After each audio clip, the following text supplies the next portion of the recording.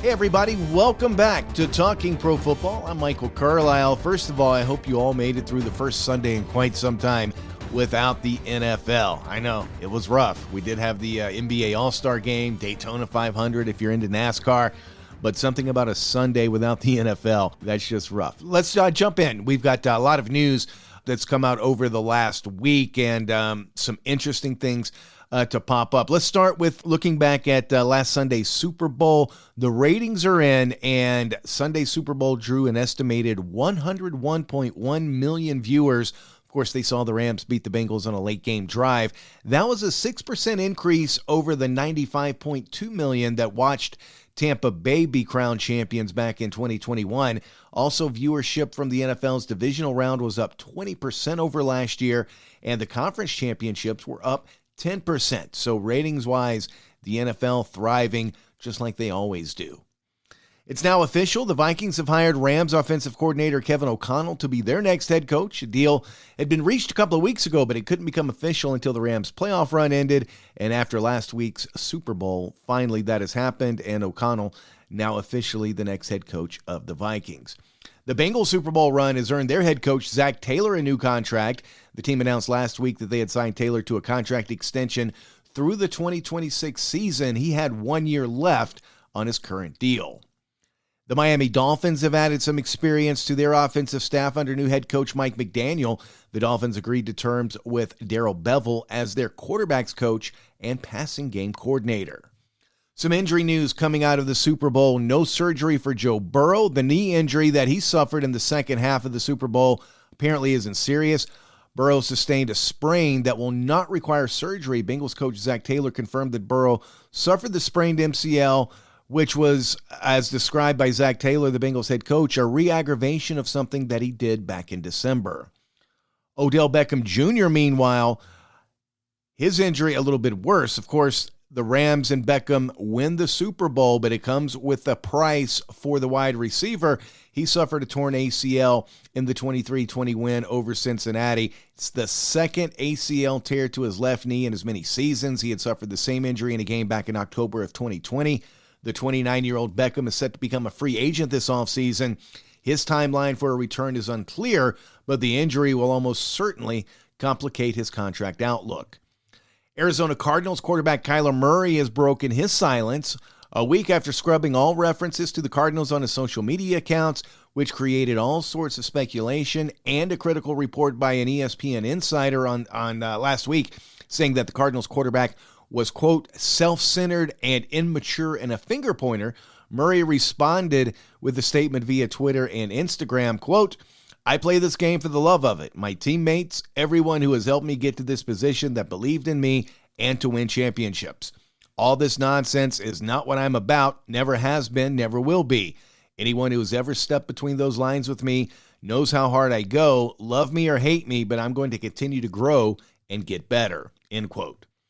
The Los Angeles County District Attorney's Office has decided not to charge Adrian Peterson in connection to his arrest at Los Angeles International Airport on Super Bowl Sunday for what airport officials said was a domestic violence situation.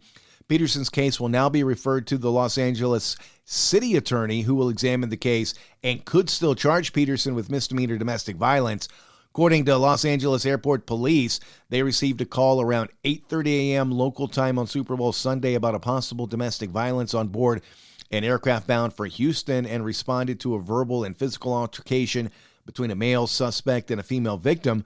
The 36-year-old Peterson was booked at the Los Angeles Police Department Pacific Division. He was given a $50,000 bail and released Super Bowl Sunday afternoon. After a 2021 campaign filled with scandal, Andy still faces allegations of sexual assault or inappropriate behavior from over 20 women across 4 different states. Quarterback Deshaun Watson is still hoping to suit up for a team next fall. Per ESPN, there are 2 organizations near the top of Watson's list of preferred destinations, the Tampa Bay Buccaneers and the Minnesota Vikings. Before missing all of last season, Watson had made 3 straight Pro Bowls. He'll turn 27 in December. The Washington Commanders also reportedly very interested in Deshaun Watson.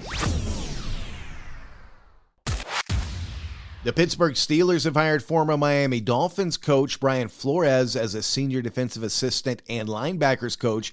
The move comes just over a month after he was fired by Miami after 3 seasons and 18 days after he filed a class action lawsuit against the NFL and 3 of its teams, including the Dolphins, alleging a pattern of racist hiring practices by the league and other forms of racial discrimination.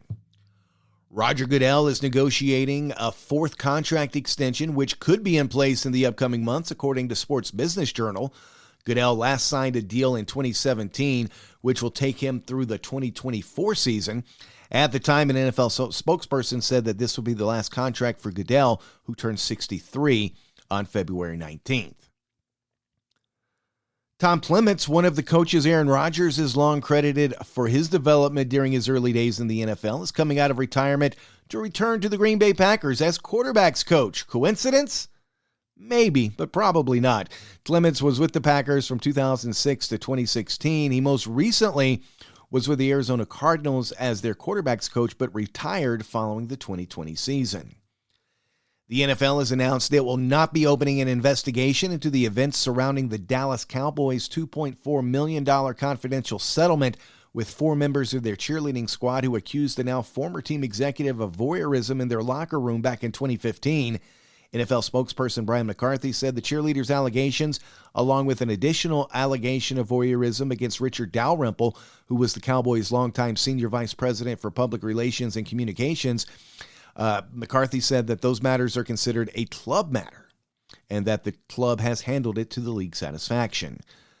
The NFL and the XFL have reached a partnership agreement that will focus on creating innovative programs and protecting the health of players. The XFL is scheduled to resume play in February of 2023 under new owners Danny Garcia, Dwayne "The Rock" Johnson, and Redbird Capital Partners. XFL officials did make clear that the collaboration will not include player sharing for developmental purposes, but the alignment is notable given the growing number of alternative leagues in the football landscape. Remember, the USFL is scheduled to return in about a month. The NFL Scouting Combine set to begin next week in Indianapolis, and a group of player agents are threatening to organize a boycott of key elements of the annual event if concerns about a COVID-19 bubble for prospects is not addressed.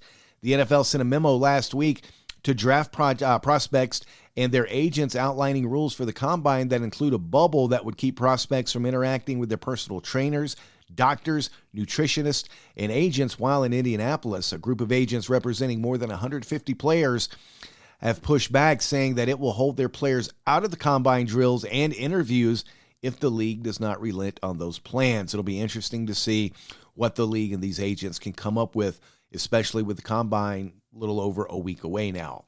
All right, that's going to do it for us. We will be back again next Monday. We will look ahead to the draft, plus the latest news. Of course, free agency will be kicking up soon. There are a lot of reports out there that maybe Tom Brady not as committed to retirement as it seemed when he made that announcement. Now, look, reports are what reports are, but that's something that's going to be worth keeping an eye on. Obviously, the Aaron Rodgers situation in Green Bay. Does he stay? Does he want out? What happens with Deshaun Watson? All that and a lot more things we'll be keeping an eye on in the coming weeks and months. So we will rejoin you next Monday for another edition of Talking Pro Football. As always, feel free to hit us up. You can find us on Twitter at TalkingProFB. You can get me at Real Mike Carlyle. Email us, talkingproffootball@gmail.com. We're out of time. We'll be back again on Monday for another edition of Talking Pro Football here on the After Hours Podcast Network.